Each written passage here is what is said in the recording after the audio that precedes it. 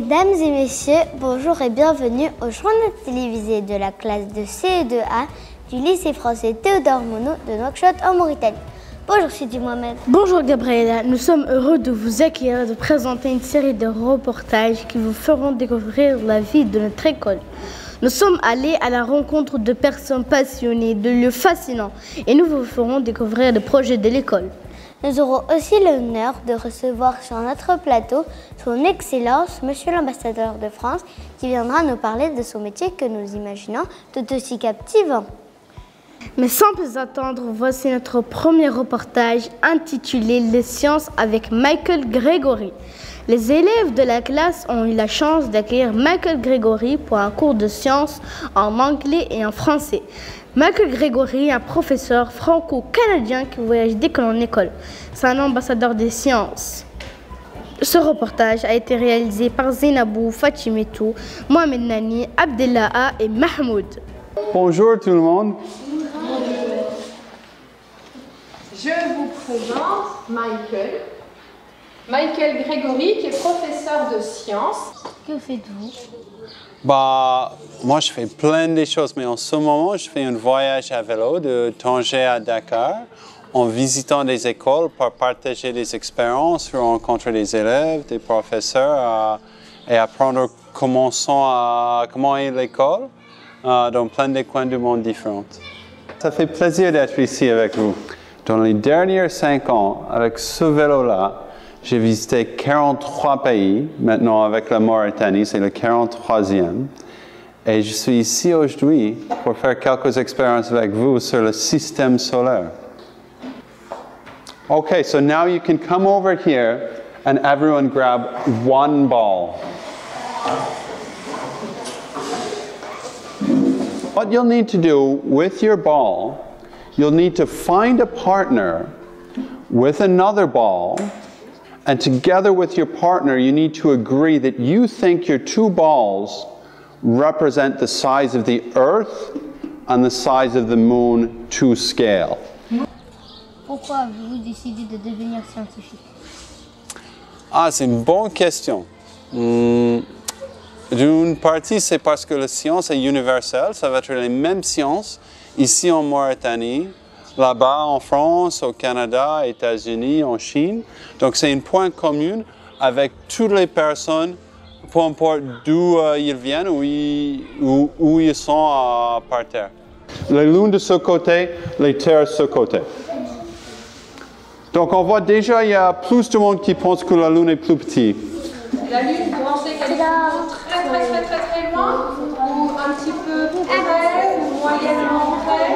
Je vais vous dire, c'est plus ou moins 4 fois plus petit. What do you think about Nouakchott and Mauritania? What do I think about Nouakchott and Mauritania? I think the people are very friendly, it's welcoming, but it gets quite hot. There's a lot of sand which can make biking a little bit difficult at times, and sometimes distances between places are kind of far. So it's a nice place to be, but not necessarily the nicest place to ride a bicycle. Est-ce que vous êtes content de la façon dont ça s'est passé? Oui, je suis contente de la façon dont ça s'est passé. Les élèves m'ont semblé être très intéressés, ils ont découvert plein de choses et tout s'est très bien passé. Bravo les élèves. Qu'avez-vous appris aujourd'hui en sciences? Aujourd'hui en sciences, j'ai appris qu'entre la Lune et la Terre, il y a environ 400 000 kilomètres. Alors nous, on a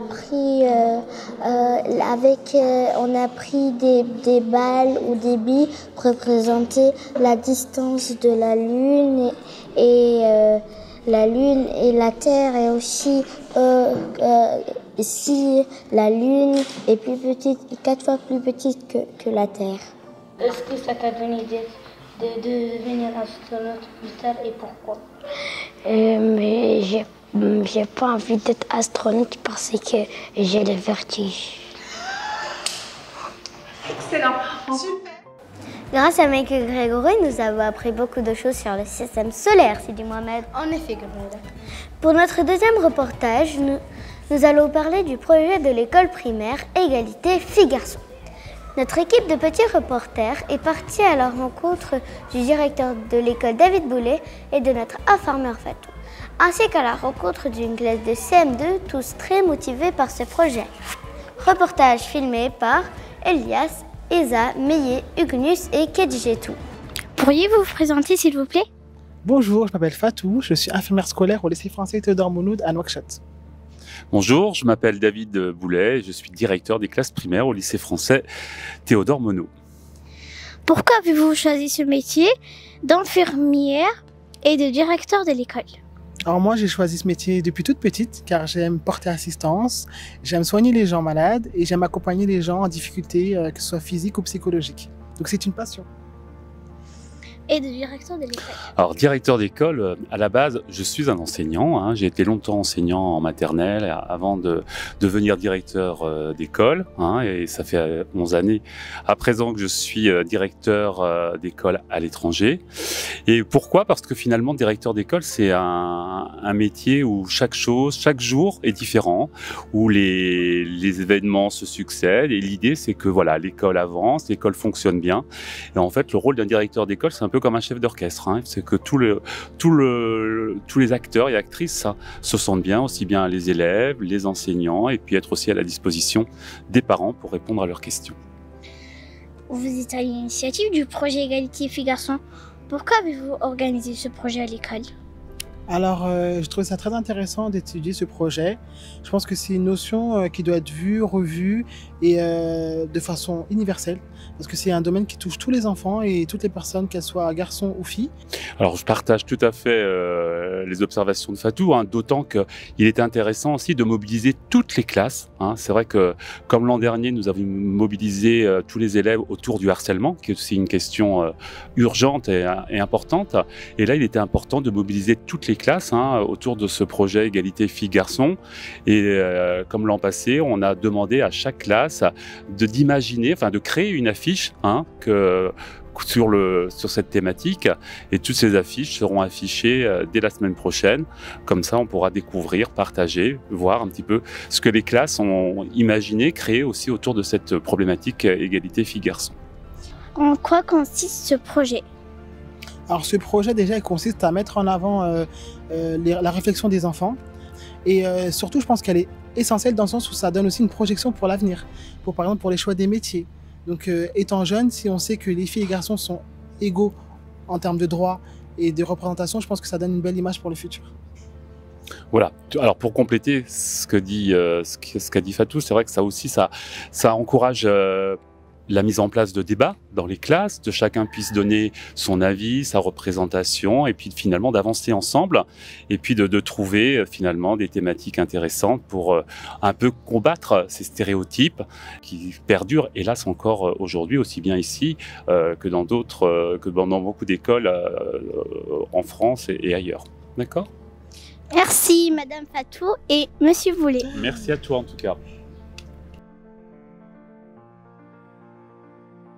Bonjour. Bonjour.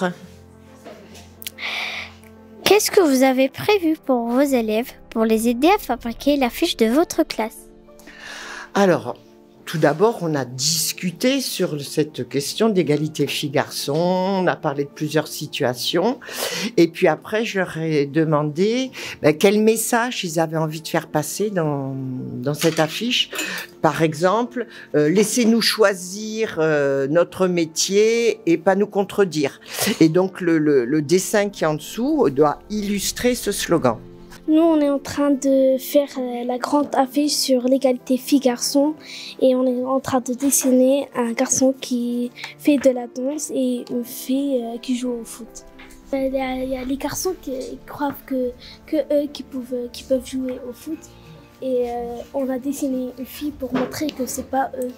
Et pourquoi il y a un garçon qui fait la danse? Parce qu'il y a toujours des garçons qui disent que la danse c'est que pour les filles et nous on a dessiné un garçon qui danse pour montrer que tous les loisirs sont aux filles et garçons.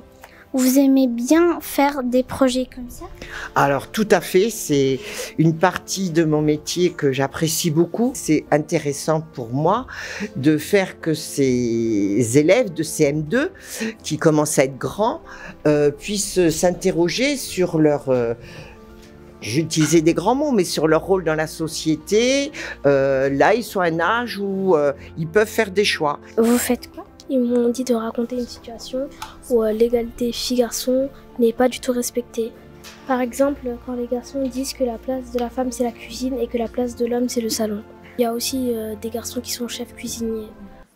Vraiment, cette thématique d'égalité filles-garçons est très intéressante, Gabriela. En effet, Sidi Mohamed. Pour notre reportage suivant, vous allez découvrir un lieu et un métier fascinant. Être documentaliste dans un collège-lycée. En effet, nos reporters, moi, Aminetou, Antonio, Ahmed Talib et Fatimata se sont déplacés au CDI du lycée français Théodore Monod et a rencontré Martha qui nous a fait visiter son lieu de travail. Il nous a expliqué son métier.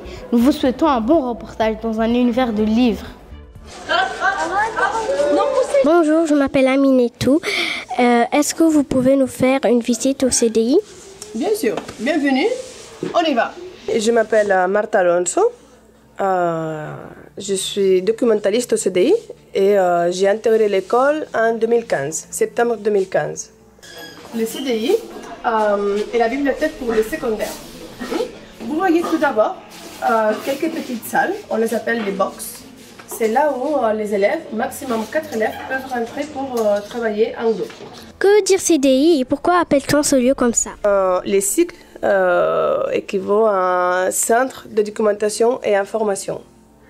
Et on l'appelle comme ça parce que c'est un espace dont l'objectif est plus large qu'être une bibliothèque. C'est un centre, voilà, c'est pour ça qu'on a des ordinateurs, des salles de travail. Les élèves, ils sont loin d'être en silence absolu. D'accord? C'est un espace de travail et apprentissage. Et voilà, les ordinateurs qui sont réservés pour les lycéens et lycéennes. Et certaines terminales qui travaillent. Chut, là, c'est de sérieux. Ici, nous avons quelques livres en langue originale. Donc, on a des livres en anglais, des livres en espagnol et des livres en arabe. D'accord? Et on a ici le fonds mauritanien. Tout ça, c'est des livres et des documents qui traitent exclusivement de la Mauritanie. Et là, on est au coin orientation. Parce que l'école est bien, mais qu'est-ce qu'on va faire après quand on aura le bac? Donc ici, on aide les élèves à trouver leur voie, à choisir quelles études ils vont faire après. En quoi consiste le travail de documentaliste? Alors, nous, les documentalistes, on a plusieurs casquettes. On doit gérer les fonds du CDI, donc faire les commandes en fonction de l'argent qui nous est alloué. D'accord? En plus de cela, on aide les élèves à travailler. Et on les entraîne aussi pour les oraux. Et on collabore avec les professeurs pour mener à bien des projets pédagogiques, au CDI ou ailleurs. Pourquoi aimez-vous venir au CDI? C'est un endroit assez calme dans lequel je peux travailler et j'ai des ordinateurs à disposition. Oui, je viens aussi pour travailler de temps en temps pour prendre des livres aussi, parce que je lis pas mal. Alors, on expose périodiquement des travaux de nos élèves en art plastique.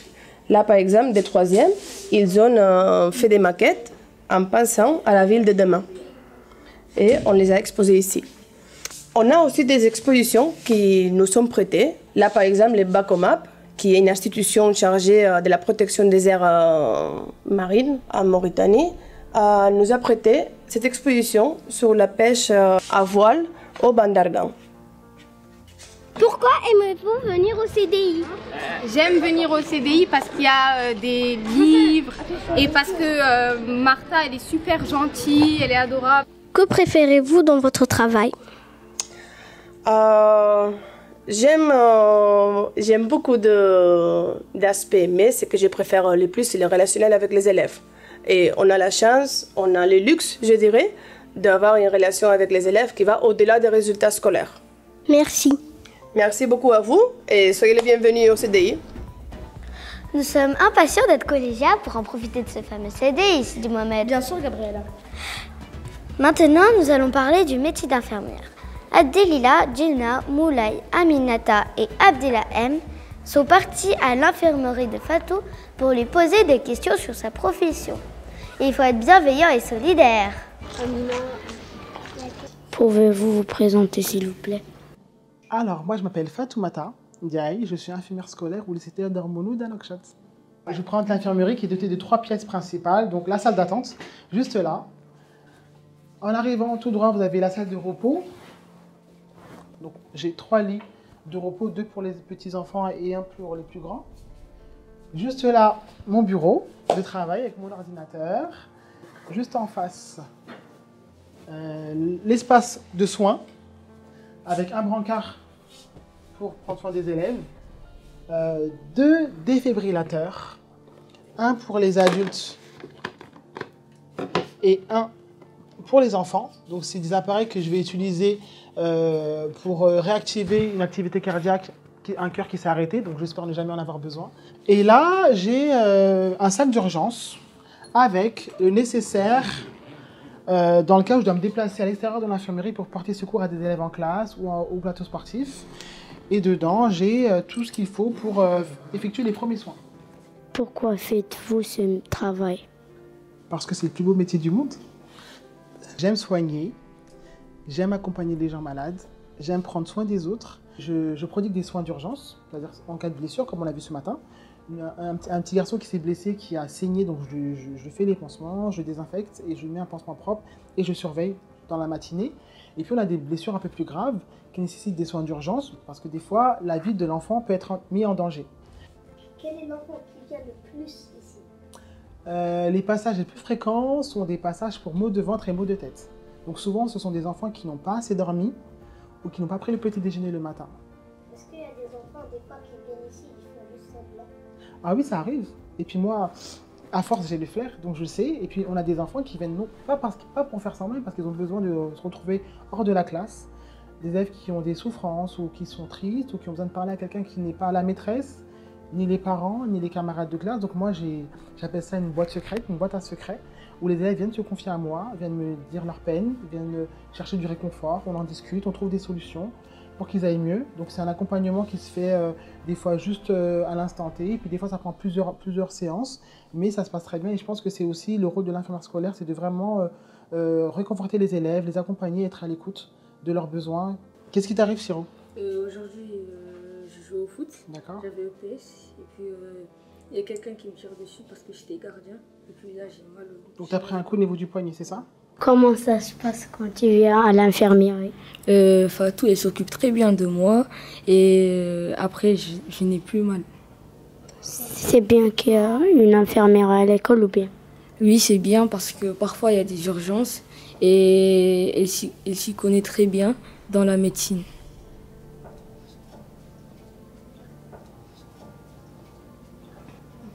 Je vais faire infirmière plus tard. Non, merci. Maintenant, nous sommes très heureux d'accueillir sur notre plateau Monsieur Son Excellence, l'ambassadeur de France. Monsieur l'ambassadeur, bonjour. Nous vous remercions d'avoir pris un peu de temps pour nous rejoindre et pour répondre aux questions de Abdellah M, Zenabou, Devali, Mohamedi, Moujeba et Iman. Pouvez-vous vous présenter, s'il vous plaît? Oui, bonjour, je m'appelle Alexandre Garcia, j'ai 55 ans, je suis ambassadeur de France en Mauritanie depuis le mois d'octobre 2022. Pourquoi avez-vous choisi d'être ambassadeur? Alors, on ne choisit pas proprement parler d'être ambassadeur. Avant de choisir d'être ambassadeur, j'ai choisi, il y a maintenant 30 ans, de devenir diplomate. Diplomate, c'est-à-dire une carrière à l'international au service de l'État français, du ministère des Affaires étrangères. C'est un long processus. Et on devient, pas toujours, mais on peut devenir ambassadeur à la fin, c'est plutôt vers la fin de sa carrière, après une longue expérience. Donc moi, je ne suis devenu ambassadeur qu'il y a 4 ans. J'étais auparavant ambassadeur au Niger et maintenant ici en Mauritanie, parce que c'est aussi un aboutissement, c'est le poste le plus intéressant pour un diplomate. En quoi consiste votre travail? Alors il y a plusieurs facettes dans le travail d'ambassadeur. Le principal, c'est de représenter ici, en Mauritanie, dans chaque pays, mais en Mauritanie, représenter la France. c'est un travail de représentation politique qui consiste en fait à entretenir le dialogue avec la Mauritanie. Dès lors qu'il y a un dialogue entre la Mauritanie et la France, ça passe par moi. Donc il représente ici l'État français sur tout un tas de sujets politiques et autres. Mais il y a d'autres dimensions dans ce travail. Il y a aussi tout l'aspect protection des intérêts français en Mauritanie, que ce soit ceux des citoyens français, mais aussi des entreprises françaises, des sociétés françaises qui travaillent ici en Mauritanie. Il y a également un aspect de promotion de la culture, de notre culture, de notre langue aussi, de la langue française. Donc c'est un aspect très important du travail de diplomate. Il y a une dimension tellement de négociation, alors c'est pas tous les jours, mais dans certains cas on est amené à négocier des accords avec le pays dans lequel on est accrédité. Donc dès qu'il y a une négociation entre la France et la Mauritanie, c'est moi qui conduis ça. Et puis enfin, comme dans toute ambassade, il y a aussi un rôle d'information sur le pays, sur tout ce qui se passe dans le pays dans lequel on est. Donc une information à travers la presse, à travers les contacts qu'on a. Donc bien décrire aux autorités françaises la réalité de la Mauritanie, ce qui s'y passe et tous les développements internes dans ce pays. Voilà, c'est à peu près ça le travail d'ambassadeur. Comment devient-on un ambassadeur? Alors, comme je vous le disais, on devient ambassadeur au terme, à l'issue d'un processus long, d'une expérience longue de diplomate. Il faut d'abord être diplomate. Donc diplomate, c'est un métier de la fonction publique qui consiste en fait à travailler dans le domaine des relations internationales pour le compte du ministère des Affaires étrangères français.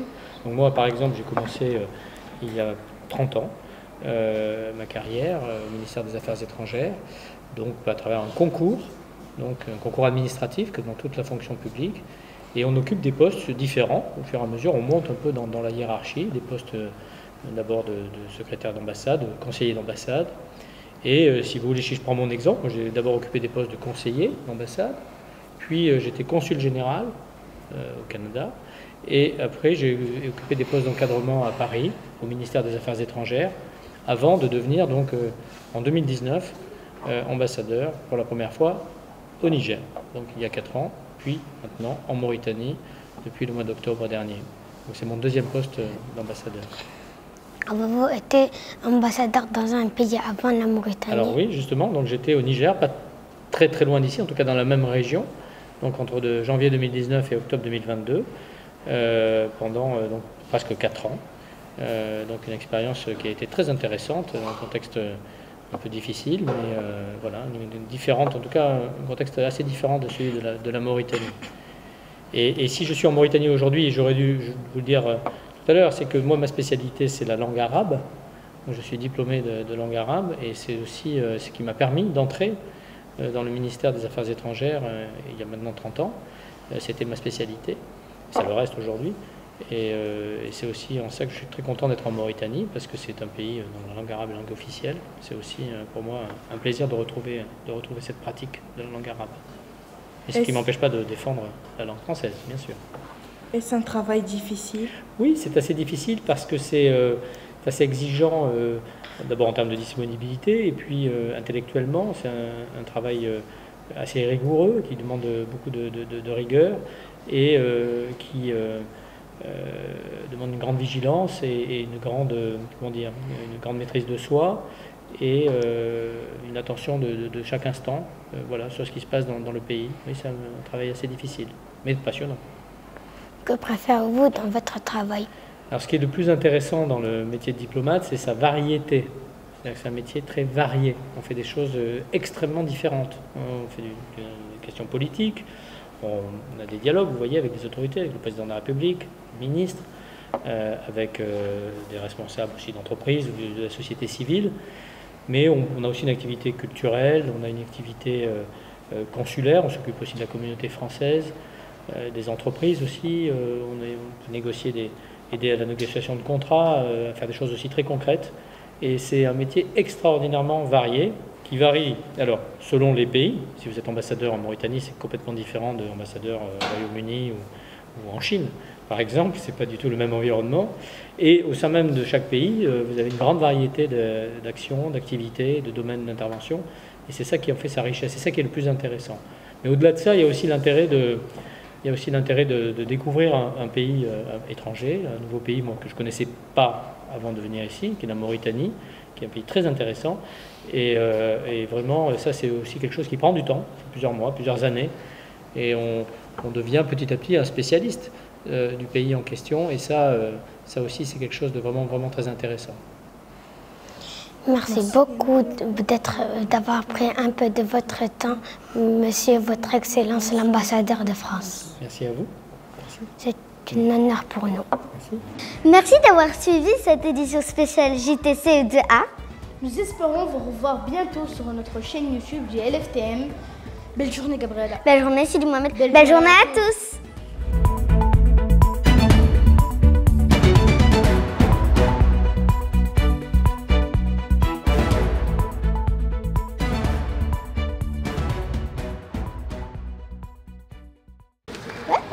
Et toi, tu t'appelles comment? Je m'appelle Théodore Modo Levier.